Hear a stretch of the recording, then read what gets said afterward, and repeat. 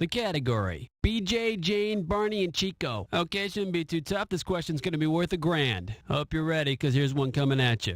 Which of the following TV characters is accurately named? Bear from BJ and the Bear, Cheetah from Tarzan, Fish from Barney Miller, or Man from Chico and the Man? Go for it. Should have picked this. Man from Chico and the Man. He was actually a man. We've got 10 questions down, and for 10 more, we're going on to round 2. Now, we are 1 round away from the Jack Attack, and all the questions in this round are going to be worth more than in round 1. So pay attention, and let's do it. How about it? Hit me with the category. And now, 11. All right, let's see what we're doing here. Very hairy, Mary. It's going to be worth $4,000. Do you remember that nursery rhyme that goes, Mary, Mary, quite contrary, how does your garden grow? Well, if Mary had back hair that came in as often as the perennials in her garden, about how often would she have to shave in order to maintain a smooth back? Once a lifetime, once a year, once every other year, or never? It's all yours.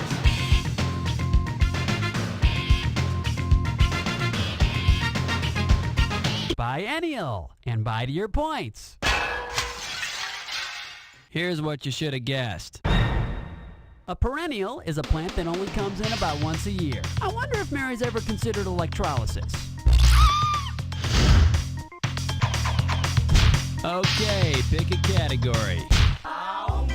Here comes question 12. The category behind this question is, bet you can't eat just one. This question's going to be worth $2,001 bills. Hang on tight, because here we go. You're grilling up some foot-long human hot dogs. How many foot-long buns do you need to accommodate an average large intestine? Would you need 5, 15? Go for it. In a word, no. And let's see the correct answer. The large intestine is a mere 5 feet long. Yeah, I'll have one with a side of colon. And can you throw some kidney stones on there? All right, come on, hit me. Black cat, heart attack, do you nightmare when you dream? Are you feeling lucky? It's number 13. Here's the category. A Very Muppet Christmas. I'll pay you $4,000 bills for this one if you get it right. Flight attendants, prepare for takeoff. There's 2 characters from It's a Wonderful Life that have names shared by 2 Sesame Street regulars. What are those names? Mr. Hooper and Mr. Potter, Oscar and Clarence, Bert and Ernie, or Zuzu and Snuffy? It's all yours. Every time you hear a bell, an angel gets its wings. No, Clarence! Now the correct answer is...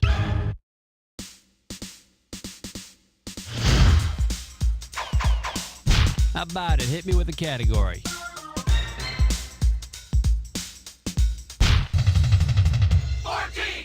The name of this category is The Last Supper. You're going to be pretty good if you get this one. It's worth $6,000. Get your eyes focused on the screen. Here we go.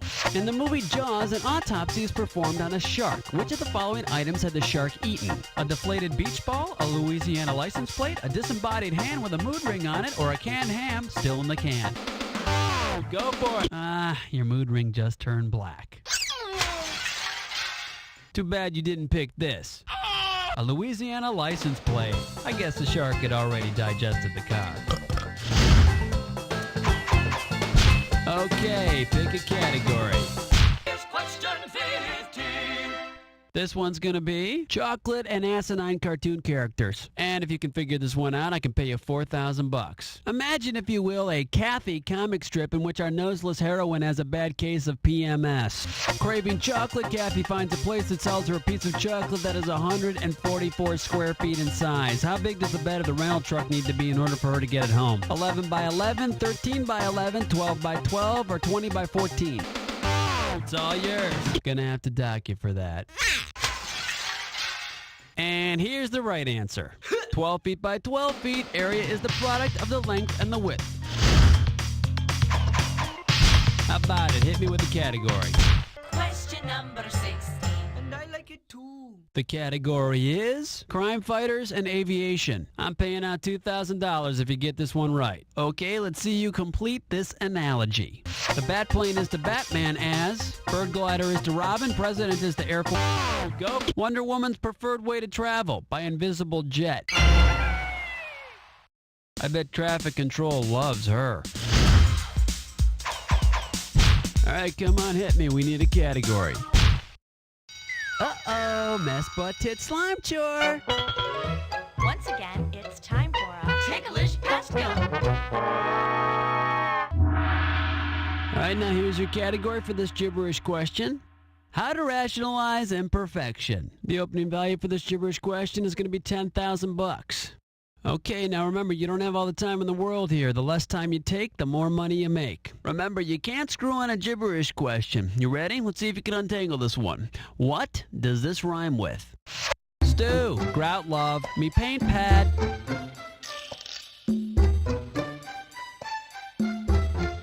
You might say it after a chess tournament. And two, you'd say it if you'd won over half the games. Yeah, it's better than 50%. Last hint, it has to do with numbers. Come on, come on. You were probably hoping you could be healthy, popular, and correct. But listen, Stu Grell love me paint pad. Oh, by the way, no one likes you, and you look kind of pale. How about it? Hit me with Song to City. Next up, search and seizure and 70s sitcoms. And this one's going to be worth $2,000. Okay, here's a hypothetical question. On an episode of One Day at a Time, the police find a bong in Julie's bedroom. The police can't do anything because at that time it's perfectly legal. A year later, after the state passes a law prohibiting bong possession, the cops arrest Julie even though she doesn't have a bong anymore. What illegitimate law have the police acted on? Ex post facto. It's all you. No, not that one. Should have picked this. Ex post facto, a law that punishes someone for an offense that was legal when it took place. Okay. He's mean. He's lame.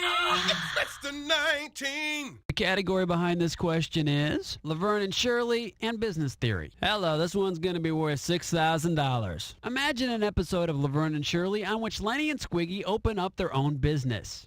Now, if Lenny and Squiggy wanted to put the theory of minimum differentiation into practice, what type of business would they open next to the brewery where they work? A dairy, a pretzel factory, a religious bookstore, or a brewery?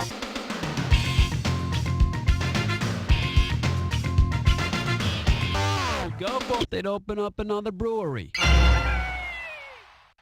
The idea behind minimum differentiation is to be as similar as possible to your competition. How about it? Hit me with a category. Wow, honey, it's question number 20. Here's the category. He shoots, he scores. And we are talking 4,000 big ones. Okay, let's get this ball rolling. If the mascots for these products were playing a pickup game of b-ball, which one couldn't slap the other player's 5 afterwards? Hamburger Helper, Chef Boyardee, Mr. Clean, or Rice Krispies? It's all yours. Hey, what are you saying, huh? White elves can't jump? Here's what you should have guessed. Hamburger Helper. The Hamburger Helper hand only has 4 fingers. All right, come on, hit me. We need a category.